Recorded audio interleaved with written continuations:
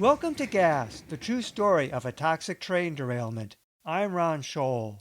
Last time on Gas, residents and responders reported chemical smells and symptoms while visiting and working in the Alberton area.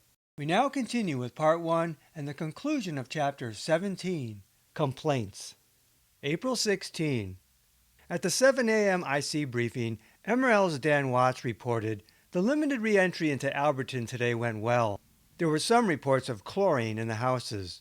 Yesterday, Weiss had assured that there was no chance of people being exposed to any form of residual chlorine, and transfer of chlorine was on standby during resident visits. But unpredictable chlorine gas releases continued. Today's visits were still in progress when MRL noted further monitoring needed because of higher than 30 part per million readings in the wreck site.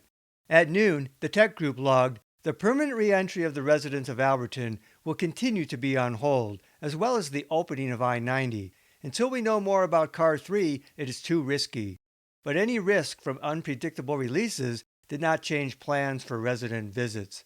"We will continue to allow the people back in to feed and check on pets," they said, during the early morning hours. In hindsight, Weiss allowed, "It doesn't surprise me at all that some of these houses had an odor of chlorine, despite negative monitoring.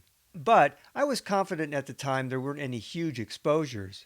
Weiss thought, more often than not, chlorine releases were independent of any work going on at the site.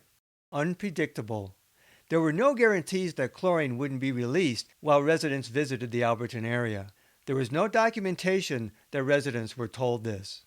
Concerning the visits, he said, "There was a big debate going on about that, and to be honest, I didn't particularly like the idea of people coming back in. But," Weiss added, "there was a near insurrection brewing in town. Many people wanted, if it was safe, they wanted to go back." But visits took place repeatedly, much more than the one or two occasions that Weiss recalled, or the single day that Leahy recalled.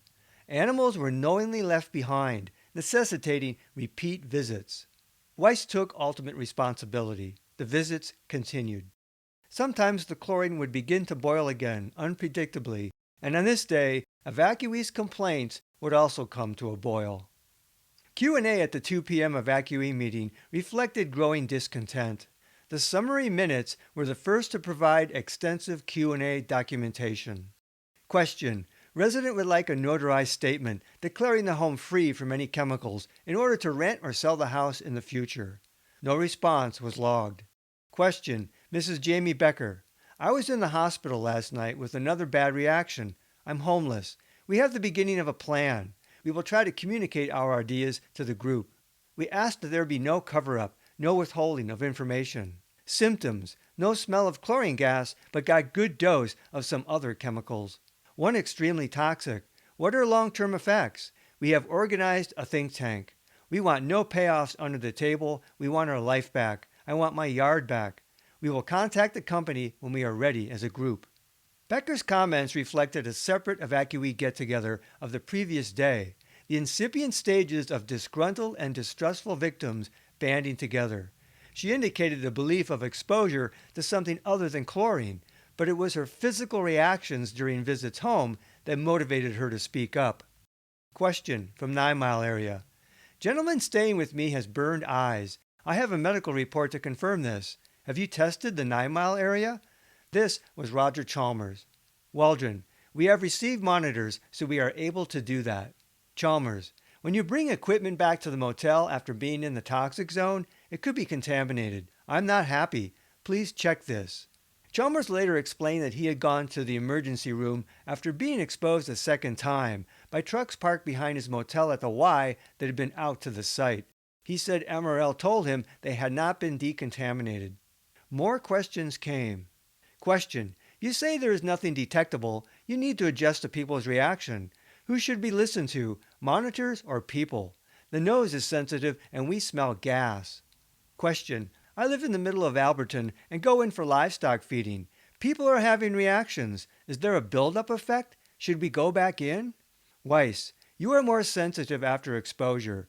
After a period of time, sensitivity does disappear, 6 to 8 weeks for sensitivity from exposure."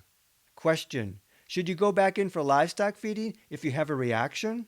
Mike Parnell, a veterinarian toxicologist, answered, "If you have a reaction, no. While sensitivity was not defined here by symptoms, Weiss advanced the duration of sensitivity from the immediate aftermath Dr. Gillespie had mentioned to Leahy to a period of up to 2 months. The unspoken question remained: if there were no risk of residual contamination or fresh exposures, as officials claimed, then what were people, sensitized or not, reacting to? Leahy noted Parnell saying, same signs and symptoms in animals as in humans. Would expect to see signs in eyes and upper respiratory tract if exposed. If so, animals were likely experiencing sensitivity reactions similar to that of human visitors, but the animals were left behind 24/7. Meanwhile, meeting questions kept focused on human health. Question: return to area. Was forced to return to the hospital. Does not match monitor. My nose is a better indicator than a monitor. Weiss: if you smell it, does not mean it's dangerous. Or it could send you back to the hospital. Question: can chlorine cause permanent lung damage? Leahy: if someone was severely exposed to chlorine gas, if you were hospitalized. Such a definition limited the risk of permanent lung damage to the 15 people hospitalized after the spill, reaffirming the message that very few evacuees would have permanent injury. Question: can you attempt to determine the level of exposure by computer modeling? Weiss: we are working on that. Need to have more discussion. We have to rely on hard data. From what we know, can only guess for the first few hours. This would be the first promise of attempts to model the level of original exposure. Understandably, people wanted to know. Question: were there any fires at the site? Waldron: report of fire at the site was unfounded. There was a fire yesterday, he said. It was a grass fire started by a welder. There has never been a chemical fire at the site. The grass fire was not mentioned in any logs. There had been a report of a fire April 11, apparently because of blue smoke, which later was questionably attributed to chlorine vapor. Logs later reported a chlorine organic reaction fire on April 21. Ironically, later this afternoon, a brief hard rainfall would react with chlorine to produce a vapor cloud described as looking, quote, like a grass fire. So at least 2 fires occurred at the site during the evacuation period, while one chlorine rain reaction looked like a fire, and possibly the blue smoke was also a chemical reaction. One reason to be concerned about fire was the spilled potassium cresylate. The MSDS for potassium cresylate warned that a fire might produce poisonous gas or irritating vapor. Chemist Garen Smith later explained of the cresylate, the organics could combust and form some combustion products that are pretty nasty. Smith had thought photographs from April 11 suggested a spot fire in the south ditch holding the spilled cresylate. Off the front page, the April 17 Missoulian reported that some people at the evacuee meeting said they returned to their homes and smelled chlorine. The comments by Weiss and Parnell about temporary hypersensitivity and avoiding the Alberton area if visits triggered symptoms were also reported. The logs reflected a bloom of questions this day, but didn't convey the anger building among some evacuees, the emotion behind the queries. As the next day would reveal, today's evacuee meeting had been highly emotional and critical of the response. Weiss acknowledged, I remember hearing complaints about pesticide smells, about the cresylate solution odors. There were some complaints about that. There were lots of complaints about that. Residents said they were having reactions. When someone asked, should we go back in, Weiss had broached the subject of sensitivity, and Dr. Parnell advised, if you have a reaction, no. Weiss absolutely agreed with Parnell's advice. However, he said, did I think that it was safe under the conditions to go in? Yes, I did. I thought, particularly in Alberton, which was a mile away, that's not where we were having the problems with chlorine. With the exception of these odors from the creosote, that would have been emotionally and possibly, from a chemical sensitivity point of view, irritating to people. I mean, the smell of the cresylate solution was associated with this hugely traumatic event that many of these people lived through. And going back in there just reminded them of that, and it was emotionally disturbing to them. While acknowledging chemical sensitivity, Weiss emphasized psychological reactions.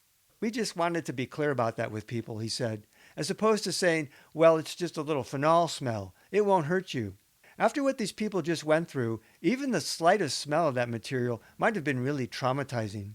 and could have resulted in chemical sensitivity issues that were not trivial. We just wanted them to know that. At this point, however, there was no documented public discussion about people smelling and reacting to some chemical other than chlorine. But on day 6, the issue of sensitivity was now getting attention, after residents had brought it up. Weiss had said sensitivity would disappear in 6 to 8 weeks. Weiss said in 2011, that's consistent with our understanding of hyperreactivity at the time. Since then, there have been more studies on that phenomena, and our knowledge is a little bit better than it was then. And in some cases, hypersensitivity can last longer than 6 to 8 weeks. And it wouldn't surprise me if there were still people that tend to be hyperreactive as a result of that exposure.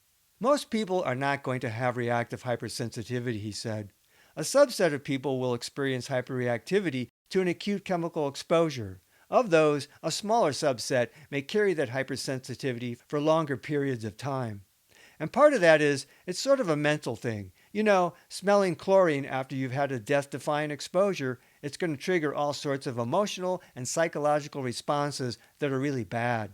Publicly, Leahy had only mentioned skin rashes and eye irritation as sensitivity symptoms.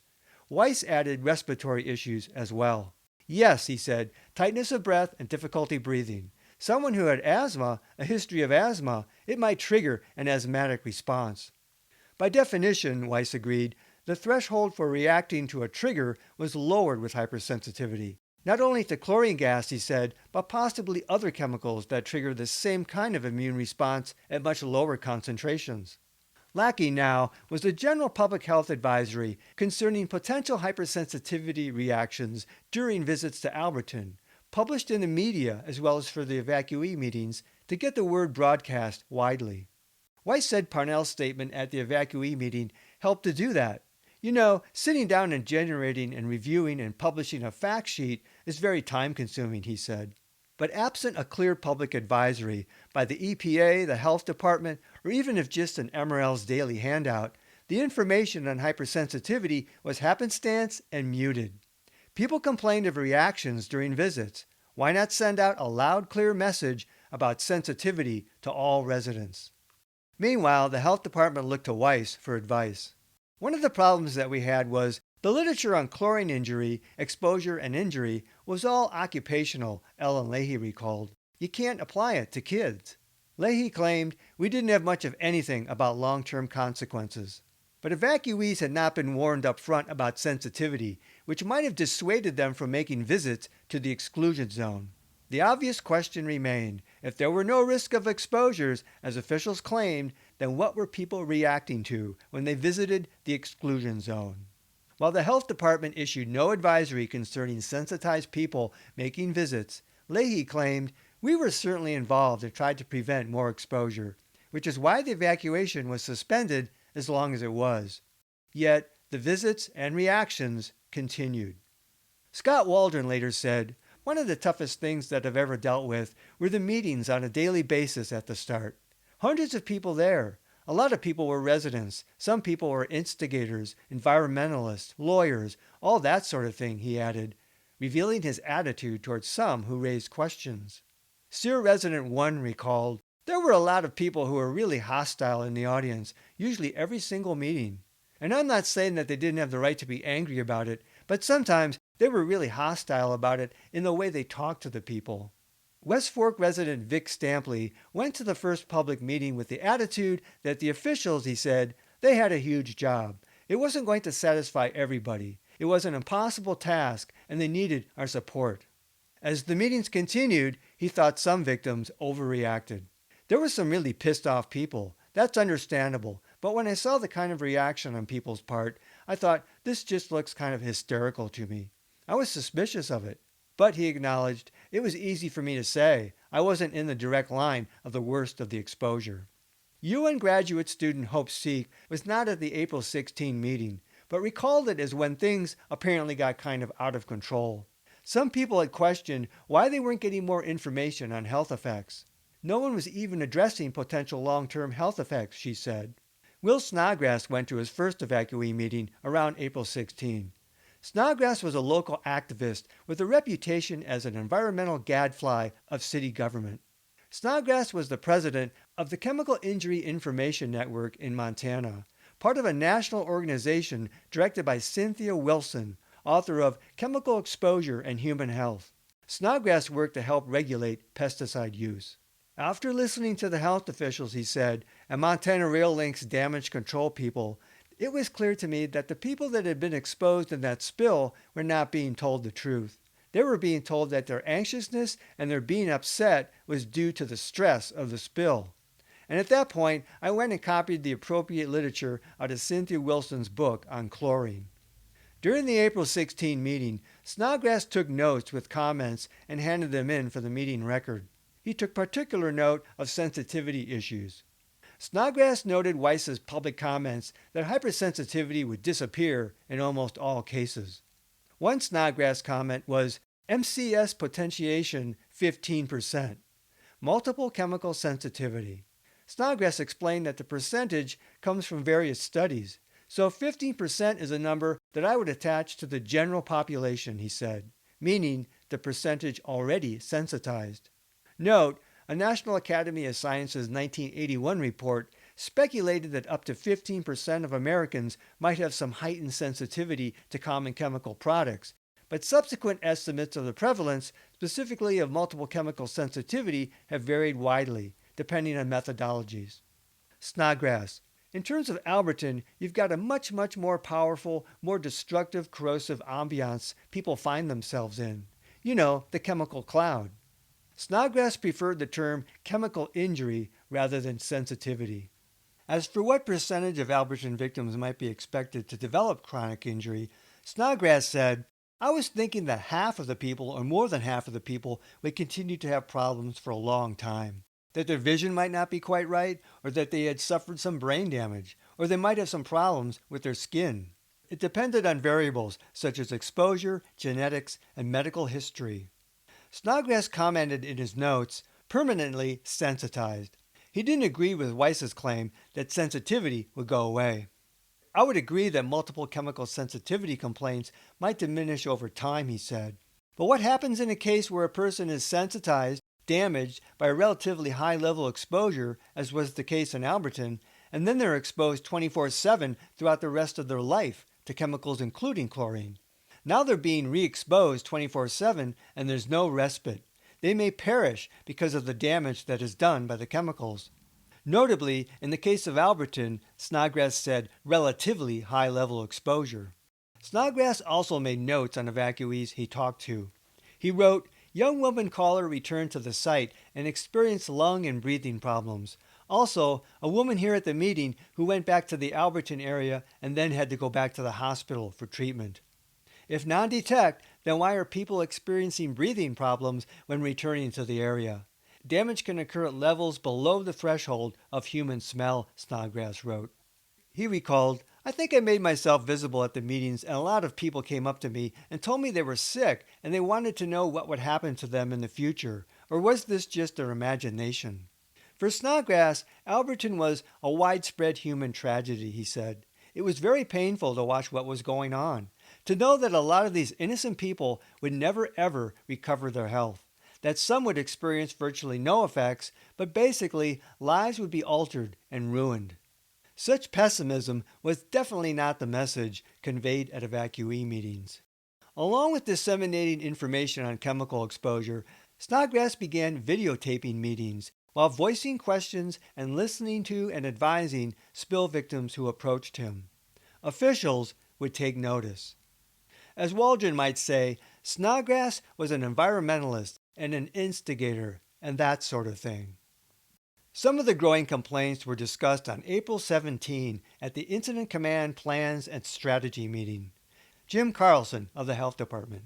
There are still a lot of unanswered questions. There are complaints of a pesticide odor. Possibly the potassium cresylate reacted with chlorine. It is possible, but there are no answers at this time, he said. DEQ's Tom Ellerhoff would note, per Carlson, caustic solution, concerned about mixing chlorine with this, creating airborne particles. Pesticide smell in homes, he wrote. Leahy recalled that Carlson informed her about the close proximity of the chlorine and cresylate tanks. I think it was Jim Carlson was saying there really could be chlorinated compounds there, and we really need to have that sampled. I do remember him saying they were close enough that the spill could have interacted. Carlson's remark was the first acknowledgement in the logs of an official reporting a pesticide-like odor, other than the sear odor that was wrongly dismissed as someone's spray. The text had noted the mercaptan's odor, and Weiss thought it plausible that visitors could smell odors from the cressolate. In interviews, many residents noted a pesticide-like smell on April 11 and later. At this IC meeting, attention then turned to local activists. Dave Ball, law enforcement is looking into the snodgrass issue. Bill Silverman, snodgrass and Tweedale are both a problem. Tony Tweedale considered himself a toxic activist and belonged to the Montana Coalition for Health, Economic, and Environmental Rights, or Montana CHEER. He had been confrontational with the Missoula Health Department in the past concerning toxics and public health. Alberton incident officials viewed these activists as disruptive, even threats, quote, a problem. Yet, the growing distrust and criticism of officials was the direct result of residents reporting odors and illness during so-called safe visits, which officials had been late in investigating. These residents wanted answers to that problem. Key decisions of allowing visits and the partial reentry had been made without full knowledge of what had spilled and possibly reacted, and without fully considering health issues such as sensitivity, amid the unpredictability of more chlorine releases. The wall of reassurance was crumbling in the minds of many spill victims. Next time on Gas, the true story of a toxic train derailment. As the techs work on transferring chlorine, a rain bomb releases a fresh cloud of gas, sending the western roadblock scrambling to safety. Meanwhile, officials try to control open questions during the public evacuee meetings. Until then, this is Ron Scholl. Thanks for listening. This podcast is adapted from the book Gas, the true story of a toxic train derailment. Visit Amazon.com to see the 2-book series. To access support material in the book, such as maps, photos, illustrations, and video links, visit my Facebook page Gas, the true story, or watch my Gas playlist on my YouTube channel at RL Scholl.